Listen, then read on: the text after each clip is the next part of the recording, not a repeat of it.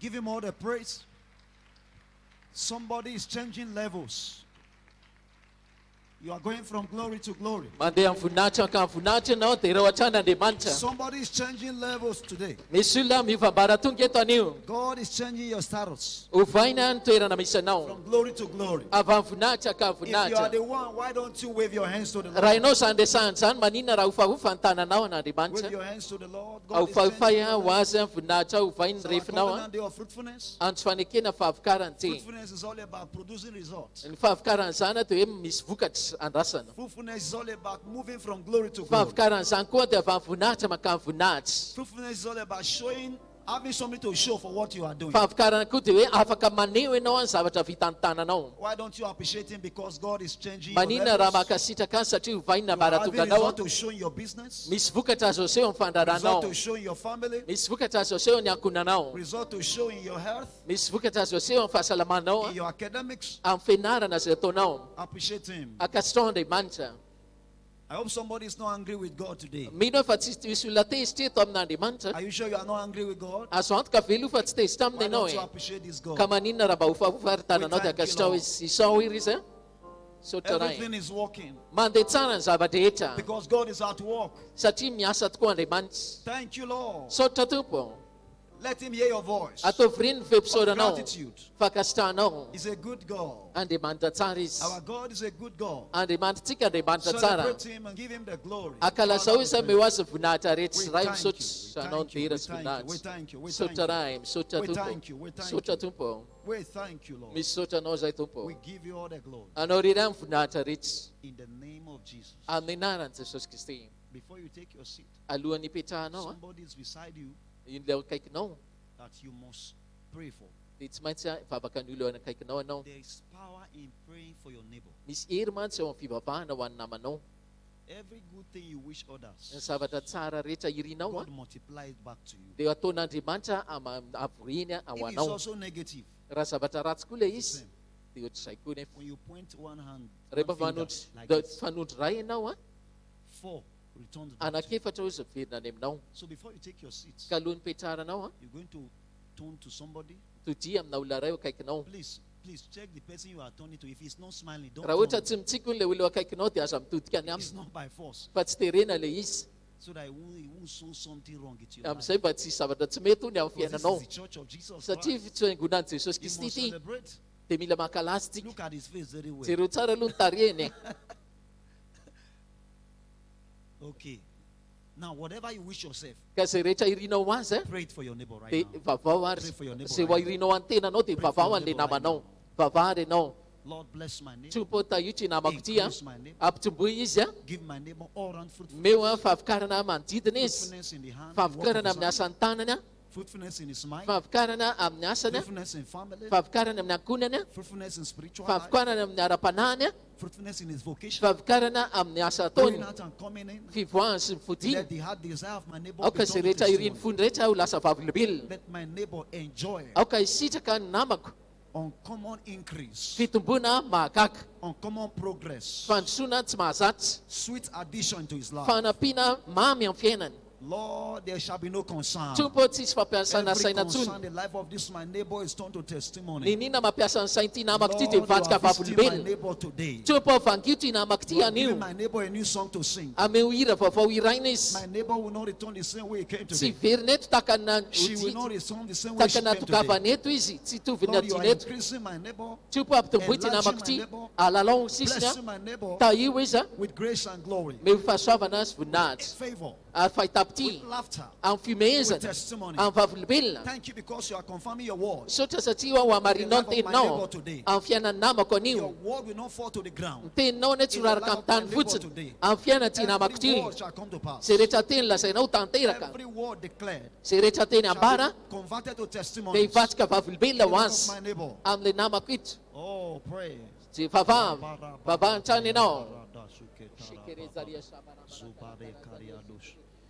Kelim Bradianu Shakata ya Baba Baba Sobegede ya Murata Kotoria Barabo Babaria Shiketoro Bradia Rabba Baba Baba Sokata. And Job prayed for his friends.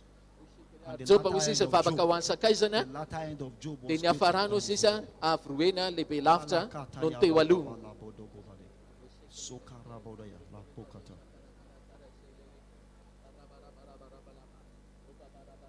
oh, Jesus.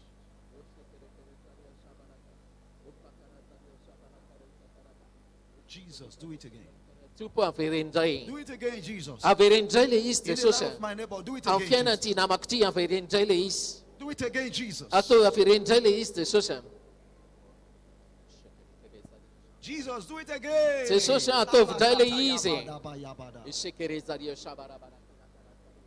Let your name alone be glorified.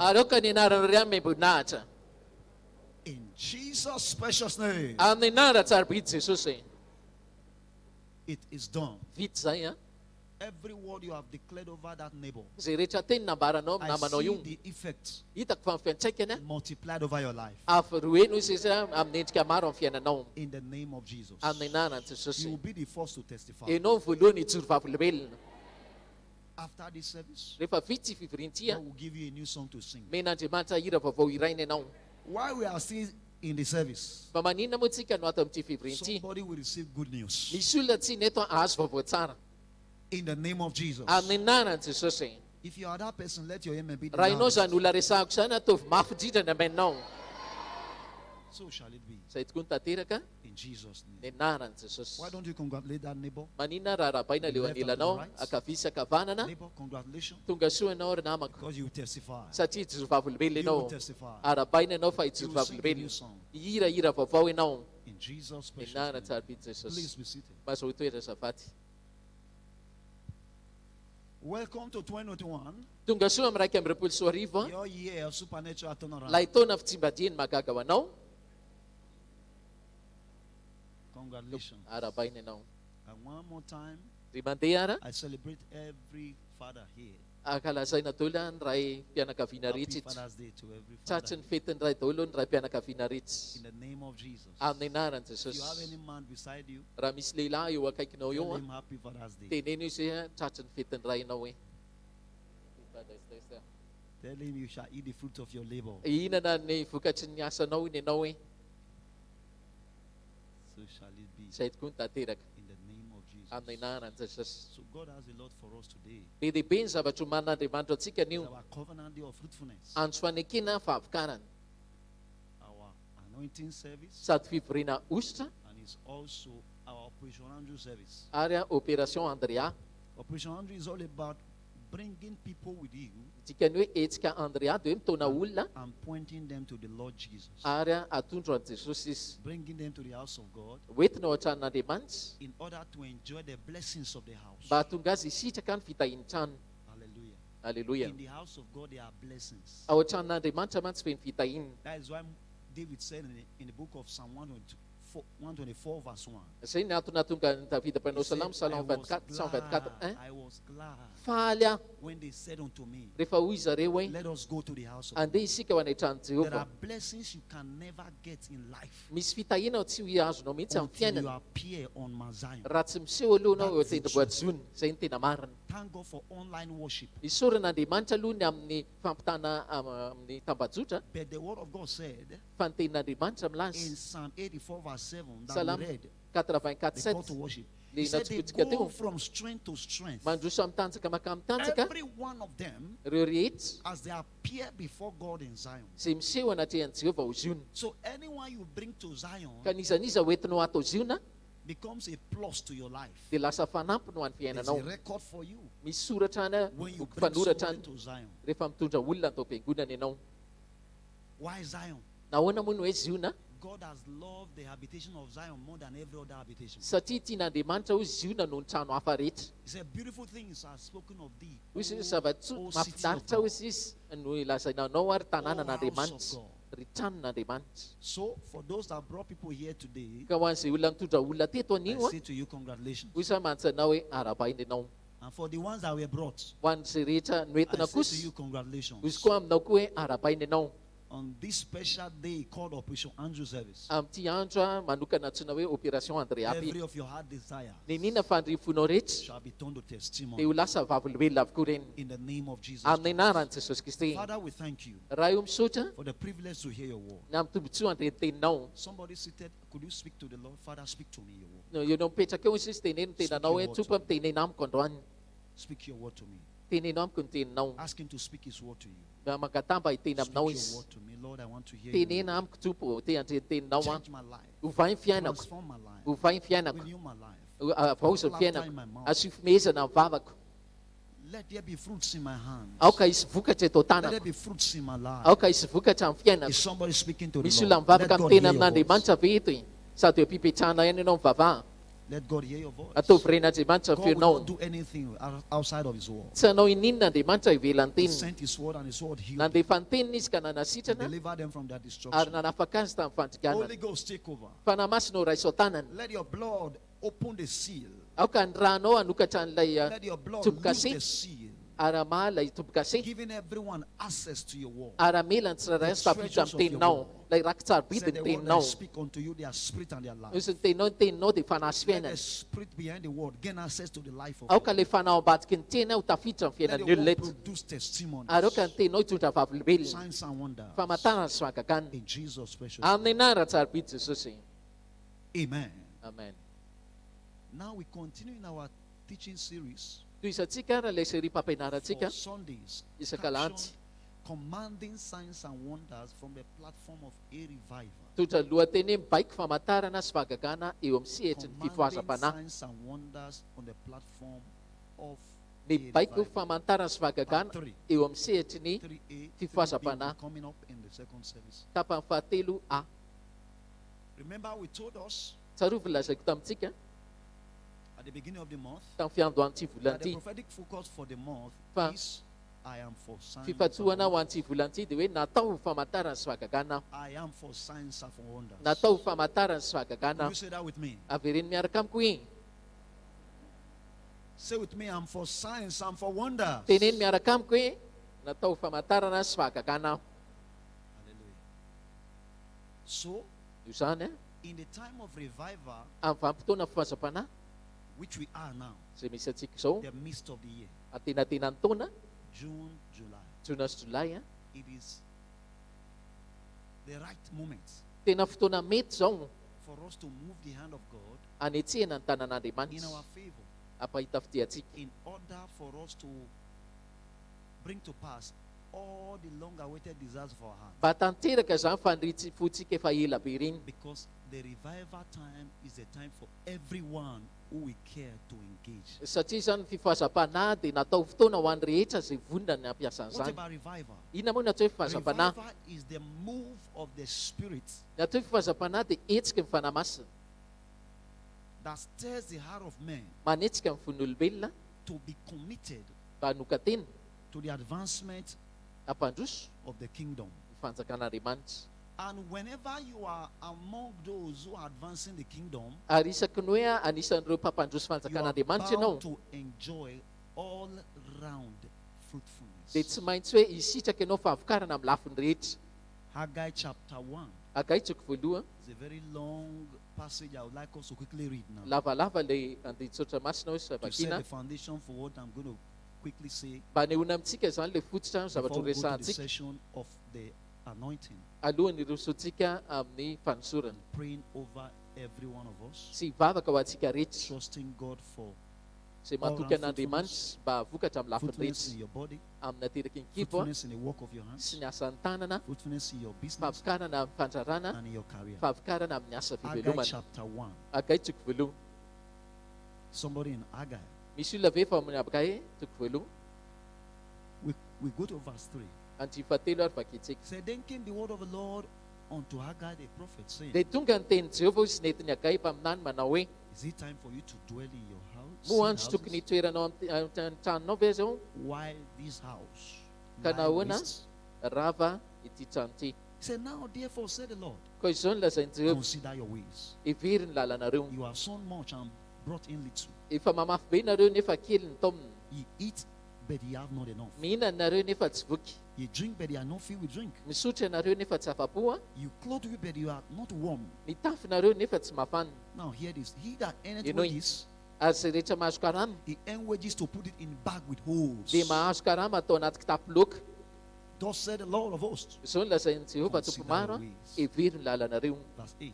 Ny favalo, Go up to the mountain, mikary ny bring tendrombohitra, wood, maka hazo, build a house, ataovy ny and I trano, will take pleasure in it, dia mankasitrahako izany, and I will be glorified. sady hankalazaina Said the Lord. hoy Jehovah. You look for much, Nanapo be and lo, nareo, it came to little. kanjo kely, He montsy, brought it home. ary noho ny He netiny tao said, aminareo, I blew on it. dia nitsofoko izy. Why? Nahoana? Said the Lord of Hoy hosts. Jehovah tompony maro. Because my house that is waste, Satria efa rava ny tranoko, and everyone run to his own house. nefa ianareo samy miazakazaka anao ny He said, tranonareo avy. therefore the heaven over you is stayed from dew, Ary noho izany izy dia ny aminareo nitsahatra ny lanitra ny apitsapilatsaka ny antso, and the earth is stayed from our fruits. ary nitsahatra ny tany tsy Please havokatsy. mark it. Mario tsara, That chapter, verse 10. dia Mark andry it. fahafolo io. He said, no dew from heaven, no rain from heaven. Hoy tsy izy hoe tsisy ando izy ny And lanitra no ny latsaka, fruits. ary tsy mahavokatra ny tany.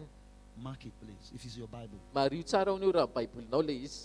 Now look, let's go further. Verse 11. I As call for a you drought upon the land, Ary ny antso fahamainana hamelon'ny and tany upon the mountains. sy ny tendrombohitra. Hear this. Upon the corn, Hoy tsy izy hoe amin'ny upon the varotra wine, sy ny ranom-boaloboka upon the oil, sy ny tiloilona upon that which the ground bringeth forth, sy izay vokatry ny tany, upon men, ary ny olona upon cattle, sy ny and bibimby upon all the labor of the field. mba amin'izay rehetra ny This is sasaran'ny tanana. unfruitfulness. This is dryness, Io barrenness, natao hoe unfruitfulness. fahamainana tsy fahavokarana na Affecting every famombana other area, lafi-piainana rehetra. because Satria the kingdom has been despised. natao tsinitsina izy ny fanjakan'Andriamanitra. Kingdom advancement has been despised. Natao tsinitsina ny fampandrosoana ny Now, verse fanjakan'Andriamanitra. 12.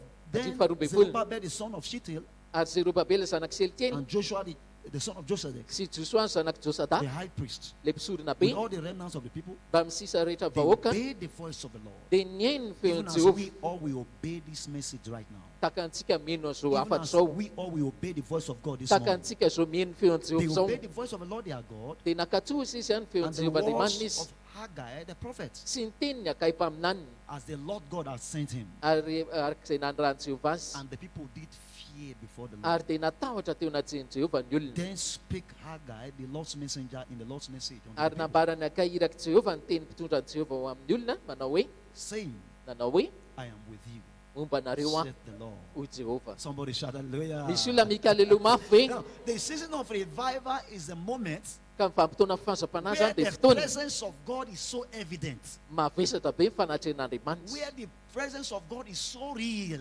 Fanatrehan'Andriamanitra zava-misy. where the presence of God can be felt by people Izay ho tsapan'ny olona ny with fanatrehan'Andriamanitra. tangible proofs. Miaraka amin'ny proof azo tsapay tanana. Now look at verse 14. Andiny faefatra And ambinifolo. the Lord stirred up the spirit of Zerubbabel, the son of Shealtiel, Ary dia netsehany Jehovah izy ny fanahin'i Zerubabela zanak Sealtiel, governoran'i Juda, and the spirit of Joshua, the son of Josedek, sy ny fanahin'i Joshua zanak Josadaka the mpisorona high be, priests, mpisorona be, and the spirit of all the remnant of the people, sy ny fanahin'ny sisa rehetra ny vahoaka, and they came ary dia avy izy and did walk ka nanao inona? in the house of the Lord God of hosts, Nandrafitra ny tranon'i Jehovah, their God. tompo maro Andriamanina. And in the 24th day of the 6th month. Ary tamin'ny andro faefatra ambin'ny folo ny volana fahaenina, What month are we now? volana fahafiry aloha tsika e, The midst of the year. atenatenan'ny taona. If you go further to chapter 2, Ka raha mahay amin'ny toko faharoa koa ianao, the first verse you find in chapter 2.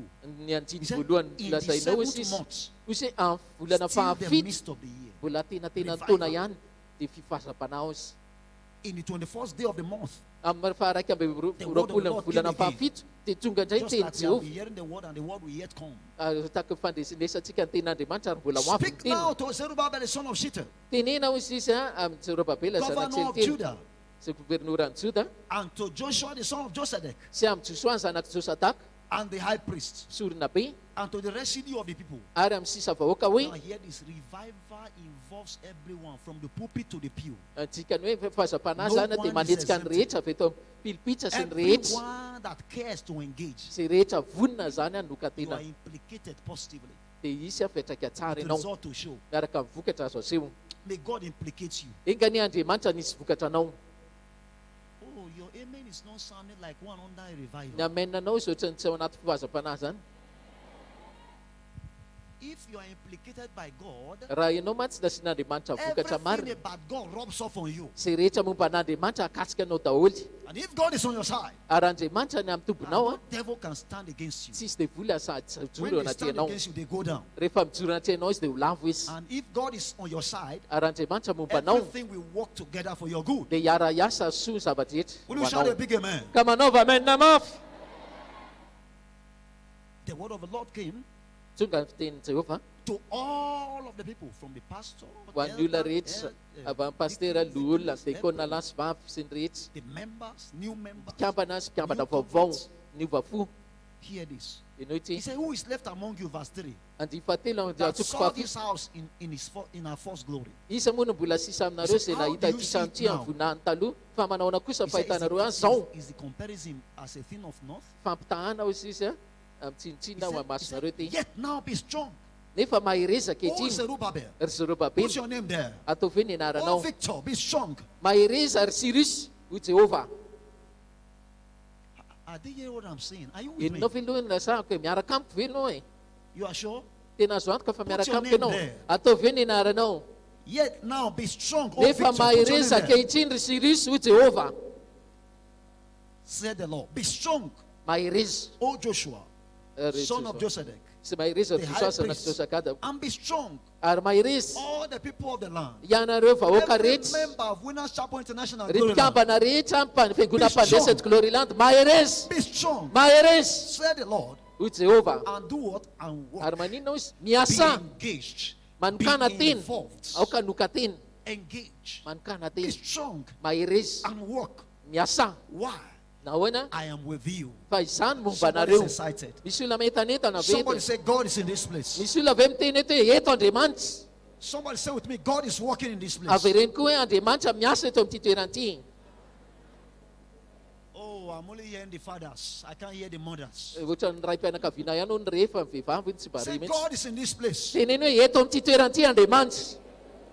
Say, God is working for us. Atao ve miasa ho antsika Andriamanitra? Say, God is working with us. Atao ve miasa miaraka amintsika Andriamanitra? Say, God is working everything in our favor. Ary miara-miasa ny zava-drehetra ho asoa antsika. Hallelujah. Alleluia. He went further to say, Ary in verse 6, because of our time. andimy For fahaeniny thus said the tsika, Lord of hosts, fa izao no lazain'i yet Jehovah. once, it is a little while, Indray maka koa, I will shake the heaven, raha afaka kelikely dia ampiroroky ny lanitra sy ny tany, the sea, sy ny ranomasina, the dry land. sy ny tany So maina. this season, God is doing a shaking. Ka amin'izao vanim-potoana izao zany dia tena mampiorory ny tany sy And lanitra is Andriamanitra. anything that want to resist what God has ordained for you, Ny ninona zany manohitra rehetra izay this nitendren'Andriamanitra ho shaking anao, will move them away. dia iorooro tany io izy hanala zany amin'ny fiainanao. Whatever want to resist your family, Izay rehetra te hanohitra ny this shaking will ankonanao, move them away. iorooro io izy hampanala azy Whatever teo. want to resist your career, Izay rehetra manohitra ny this asa shaking will fivelomanao, move them away. tsy fiororonty io izy hanala azy amin'ny Whatever fiainanao. want to resist your fruit bearing, Izay rehetra manakana ihany your koa child fahavokarany bearing, ny this ateraky shaking ny will kibo, move them away. tsy fiororontsika kosa izy hanala an'izany amin'ny fiainanao. Whatever want to resist your business, Izay rehetra te this hanohitra ny shaking will move fandraranao, them away. tsy fiororontsika koa hanala an'izany amin'ny fandraranao. Whatever want to resist your academics, Izay rehetra te for hanohitra the ihany students koa here, this shaking mpianatra, will move them away. ho amin'ny mpianatra eto dia fiororontsika koa izy hanala izany amin'ny fiainanao. He said, Izy koa hoe I will shake Di the fafito. heavens, ampiororoka I will shake the earth, ny tany I will sy shake ny the dry lanitra land, sy and ny I will tany maina shake the sea. ary ny I ranomasina. will shake all nations. Ary ampiororoka firenena He said, and the desire of all nations shall come to pass. ary ho avy izay rehetra iriny firenena I rehetra. see all your long-awaited desires coming to pass today. Hitako fa ho tanteraka an'io izay rehetra nandradrainao ela be. Even in this season of revival, they are coming to pass. Efa amin'izao vanim-potoana fahazam-panahy izao tanteraka reny. Hear what he said he will do. Enao nge And tokony I will ataontsika. fill this house with glory, Ary ho feneko voninahitsy ity trano ity, said the Lord of hosts. hoy Jehovah Tompo How maro. will he do it? Ahoana nanaovana Verse azy? 8. Ty The favana, silver is mine, andro the volafotsy, gold is mine, andro volamena, said the Lord of hoy hosts. Jehovah Tompo maro. Now verse 9 together, let's do together. Ty Verse fasivy 9 miara together. mamaky tsika If you are there, rehetra. let's go together. Lasitsika, The ny glory voninahitsy ty trano ty of this latter any house, am-parany a Shout. dia ho lehibe Greater than the noho ny former. tany aloha. said the Ho Lord of Jehovah hosts. tompony maro a. In this house, Ary eto amin'ity fitoerana ity will I give nanomezako vedanana said ho the Jehovah Lord of hosts. tompony maro. Hallelujah. Haleluya. Somebody shout hallelujah. Misy olona mika haleluya mafy. So if all of these are the program that God has ordained for this season, what are you expected to do? What am I expected to do? We are to get involved. Tell yourself, Victor, be involved.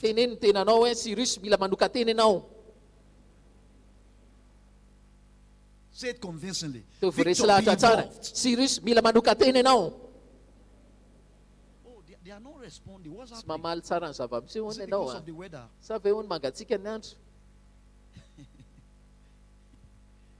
If you are cold like this, what do you expect of me? I'm coming from a place that is not experiencing such thing like this. You were born into this weather. So if you are doing like this, what do you expect of me? No, say with me. Like a proper Malagasy. Now say with me. Victor. Serious. Be involved. Say it again, Victor. Serious. Be involved. Man, because God is working in your favor. Hallelujah. Hallelujah. You will testify. So what does it take for you to be involved? You must be involved in allowing the word of God to come alive in your hearts. Allow the word of God to gain entrance into your heart. Because in the season of revival, God releases His word in a higher dimension than before. Jeremiah 31 verse 34. He said, they shall teach no more every man his neighbor. Or every man is brother, saying, know the Lord. He said, for they shall all know me. From the least of them to the greatest of them. He says, said the Lord, for I will forgive their iniquity, and I will remember their sin no more. So, the season of revival, the word of God comes alive in our hearts. It helps us to the revival moment works in us to respond in obedience to the instruction of the word of God. You just see yourself loving God and loving His word. May that be your portion in the name of Jesus. In the season of revival, prayer and fasting becomes a norm. Like that sister said, Nandi. She said, since she joined this church, she has been coming for prayers. Coming for services. That's the work of God. She may not be able to explain what is moving on now. A revival time is a time when you are moved to prayers, moved to fasting, moved to doing the things that please God, and you don't feel it.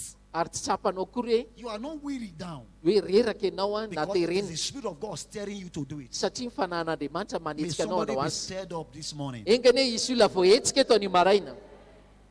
Why? Zechariah chapter 12 verse 10. It says that the Lord will pour upon the house of Israel, upon the house of winners, because we are in a season of revival, the spirit of grace and supplication. The spirit of grace and supplication. In spite of the winter season now, you come here this morning, you still see our elders. They are here praying in the morning. It's not normal. It's because it's a revival season. In the afternoon, hour of glory, they are here. Evening prayer meeting, they are here. So many outreach, they are out there. It's normal. It's the finger of God. May that same fire come upon all our youths here. If you are a youth, shout hallelujah. May that same fire come upon you in the name of Jesus.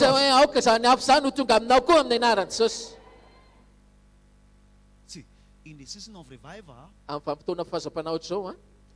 weakness gives way for his strength. Romans chapter 8 verse 26. He said the Spirit himself helpeth our infirmities. The Spirit. Someone say the Spirit. I hope you are aware that in this kingdom, we cannot make the most of our work with God in the energy of the flesh. Because it is the Spirit that quickens. The flesh profits nothing. John chapter 6 verse 63. So the Spirit of God comes upon us in the season of revival. It helps our prayer life. You are able to wake up at night in spite of the coldness of the night. You wake up and you are praying 1 hour, 2 hours, you are not tired. And as you are praying, you are seeing the result, tangible result. Hallelujah. That's what happens in the revival season. May your prayer life be stirred up. In the name of Jesus. In the season of revival, going to church becomes a thing of joy for you. Hallelujah. Hallelujah. He said, I was glad when they said to me, let us go to the house of the Lord. There's no other place that is as beautiful as Zion. Psalm 87 from verse 1. Psalm 87 from verse 1. Hear what he said about Zion. Oh, thank you, Lord Jesus. Zion is a beautiful place. In the season of revival, people are excited to go to the house of the Lord. He said in verse 1, his foundation is in the holy mountains. He said, the Lord loveth the gate of Zion more than all the dwellings of Jacob. Look at verse 3. He said, glorious things are spoken of thee, O city of God. Hallelujah. Hallelujah. Glorious things are spoken of thee, O city of God. So you cannot appear in church with the right motive. Because some people come to church to look for trouble. That is the truth. Some come to church to scatter church. Some come to church for gossip. They lie against the King series, lie against Pastor Victor, lie against Fidel, lie against Pastor Fanil. Use the head of this one to hit this one. Use the head of this one to hit the other one. That is the mission of some people in church. Those are not the people I'm talking about. If your intention of coming to church is to enjoy the blessings of Zion, your life cannot remain the same. Why? Psalm 84 verse 7.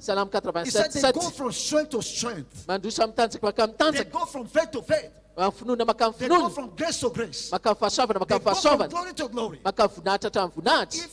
The reason why Papa, our father in the Lord, used to say that if you are in this church for 3 months and nothing happens positively in your life, go away and go elsewhere. Do you know why he says that? It's because of the validity of his word. The word of God is true and sure. If truly you love Zion, if truly your reason for coming to Zion is a good one, your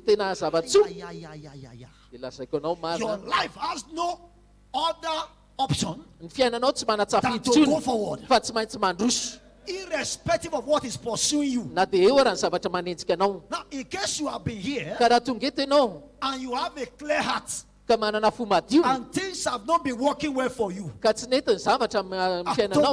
I join force with you, standing on the shoulders of my father, the grace backing this commission. Whatever has been trying to make life unbearable for you, today by the anointing and by the word of the Lord, I decree those forces are crumbled today. They are destroyed today. In the name of Jesus. Whatever want to keep you stagnated, as you are serving the Lord, I see those forces go down before you. In the name of Jesus, you are going forward. Now, like choir sang, he said, I am on my way. To where? To where? Oh, you didn't hear the song they sang. Thank God they sang in English and in Malagasy. Did you hear the song they sang? He said, my status is changing. My life is changing. Because I'm on my way to better days. From glory to glory. You are the one.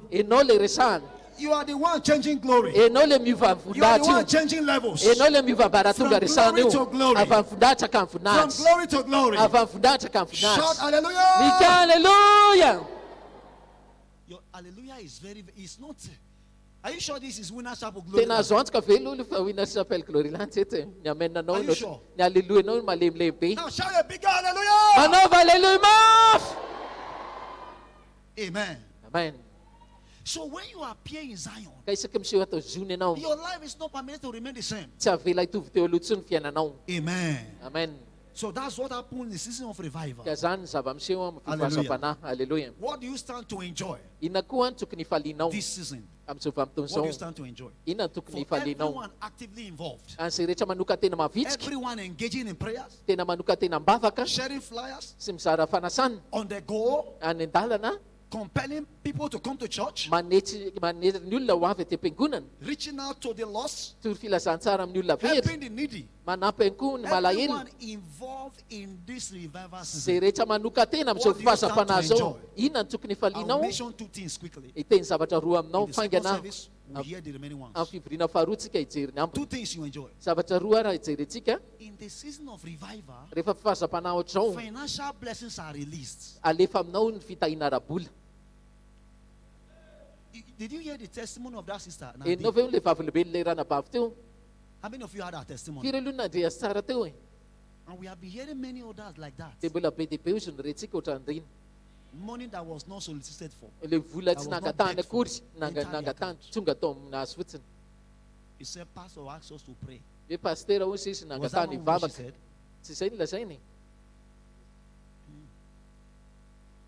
Praying kingdom advancement prayers. Praying for the advancement of the kingdom. God surprised her. You are the next that will stand here to testify.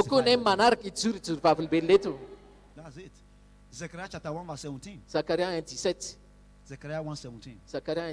He said, crying yet saying, my seed is through prosperity shall yet be spread abroad.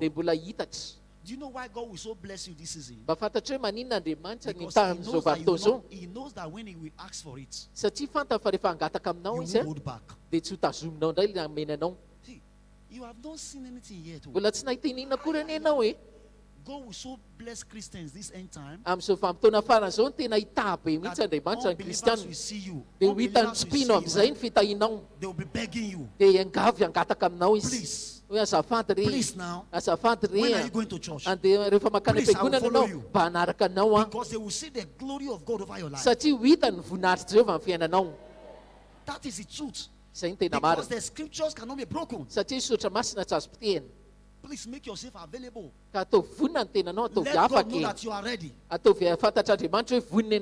him know. If he knows that you are ready, your bank account will be among the account God will use to magnify himself. That's the truth. Because he knows you will use it for his glory. May you not lose out. Number two, when you are involved in a revival, number two benefit you enjoy is that all your needs are supernaturally met. See, lack is not permitted in the season of revival. that is a plain truth and nothing but the truth. See, I want to show you one secret. Anytime you see that your account is running dry, nothing is in your pockets, just pray midnight prayer for kingdom advancement. Before you do it sincerely, for 1 full week, you'll be surprised how God will meet you at the point of your need. Most of us think that praying advancement prayers is for pastors alone. It's not for pastors alone. So everyone that want to advance the kingdom. Have you ever seen somebody pushing the vehicle, for instance? He's pushing the vehicle and it remains on the same spot. No. Whatever you push, you move along with it. True of us. True of us. Assuming there's a car ahead of me now. What is happening to me as I'm pushing the car? What is happening to me now? I'm going forward with it. So when you are involved in kingdom advancement, that's the same thing that happens to you. You can't remain on the same spot. Financially, you can't remain on the same spot. Spiritually, you can't remain on the same spot. Now, Philippians 4:19. Many believers like to quote it. But they forget to know that there was something that made Apostle Paul to pray such a prayer for the church at Philippi. He said, of all the churches, you have surprised me over and again. When there were needs in the church, when there were needs in the kingdom, he said, over and again you supply them. He said, and because of this, my God, Apostle Paul said, my God. He didn't say God. My God, the God whom I serve. He said, he shall supply all the needs. How many? Physically, mentally, maritally, spiritually, financially, in every realm. He said, shall supply all your needs according to his riches in glory by Christ Jesus. So when you get involved in the season of revival, financial blessings, all your needs are met. Do you know what? Even things that money cannot buy. Can money buy sleep? There are many wealthy people that don't sleep at night. You think physically they are rich. They take all manner of sleeping medicine. Their eyes still open. No sleep. But not you. Psalm 127 verse 2. He said, he giveth his beloved sleep. You are his beloved. So every other need that you have in life, when you are engaging in advancing the kingdom, you are sure to have them met. Matthew 6:33. Seek ye first the kingdom of God and his righteousness. What will happen to you? Oh, someone say all. Someone say all. Someone say all. All these things shall be added unto you. Somebody shout hallelujah. Where you are seated right now, I'd like to close your eyes and begin to say, Lord, I don't want to be left out in this revival season. Lord, give me grace to be involved. Now begin to pray. Begin to pray. Lord, give me grace to be involved.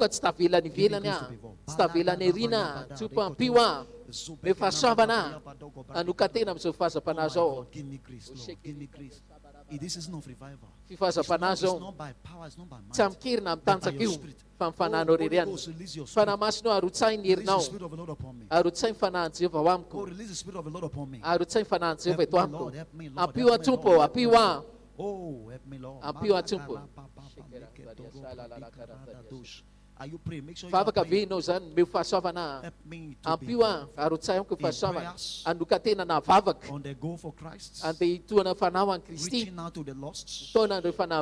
Compelling people to come to church. Helping the needy among us. Help me, Lord. Help me, Lord.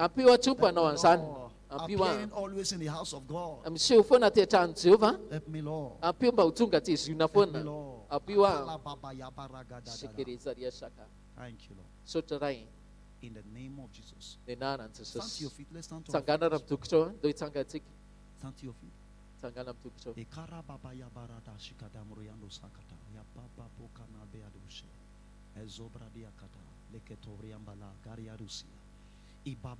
All eyes still closed on all Jesus.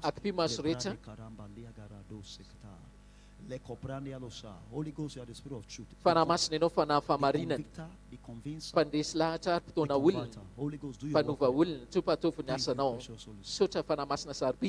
Somebody is here this morning. The first thing you need to do is to come to Jesus. Is to make him your Lord and Savior. The first thing you need to do this morning is to ask for forgiveness of sin. Because without that, you can't be in the revival. Say no one can say Jesus is Lord except by the Spirit of the Lord.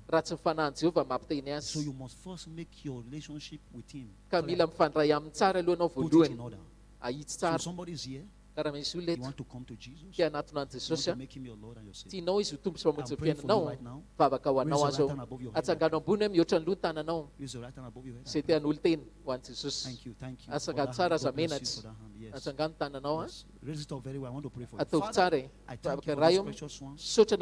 Nobody comes to you except you draw them near. Please, Lord, give these ones a brand new life. Decorate their life, Lord. Give them a brand new beginning. A brand new start. Thank you, Jesus, for saving them. It's a new beginning altogether. In Jesus' precious name. Amen. Please, with that same hand, could you just come to this place now? Right now? Don't put it down. Don't put it down. Just come.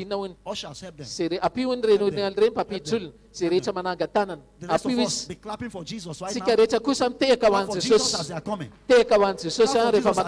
They are coming. Yes, they are coming. They are coming. Keep clapping for the Lord. Keep clapping for the Lord.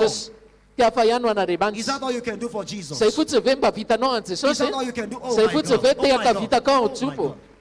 Is that all you can do for Jesus? Oh my God. Church, is that all you can do for Jesus? Oh my God. Celebrate it. They are coming. They are coming. Oh, they are coming. Oh my God. They are coming. They are coming. Keep celebrating Jesus on their behalf. Oh, souls are saved. Oh my God. Thank you, Jesus. They are coming. Come. He's waiting for you. He's waiting for you. Jesus is waiting for you. Oh, thank you, Jesus. Keep clapping for the Lord. They are coming. Somebody is coming from the gallery. Oh, they are coming. Thank you, Lord. Thank you, Lord. Thank you, Lord. Blessed be your name. In the name of Jesus Christ. Put your right hand on your chest, please. Right hand. Yeah. Now, before I pray for these ones, today is your first time being here on a Sunday. Just wave your hand for the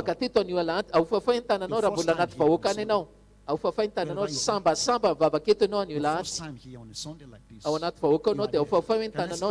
Hallelujah. Jesus is bringing them. Could you go, please? Help them. Jesus is winning. Jesus is winning. Celebrate Jesus at the come. Jesus is winning. Now, today's your first Sunday here. Oh, keep celebrating Jesus on their behalf. Keep celebrating Jesus on their behalf. Keep celebrating Jesus on their behalf. Don't be ashamed. Yeah, they are coming. Before I pray for them, come quickly. Father, I thank you You have brought these ones here. Let them be established. They take root downward. They bear fruit upward. They become trees of righteousness. The planting of the Lord. That the name of the Lord through their lives may be glorified. Blessed be your name. They are blessed. These ones are blessed. Be blessed. Be blessed. Be blessed. Be blessed. Be blessed. Take root downward. Become a tree of righteousness. Your life brings him glory. In Jesus' precious name. Amen. Amen.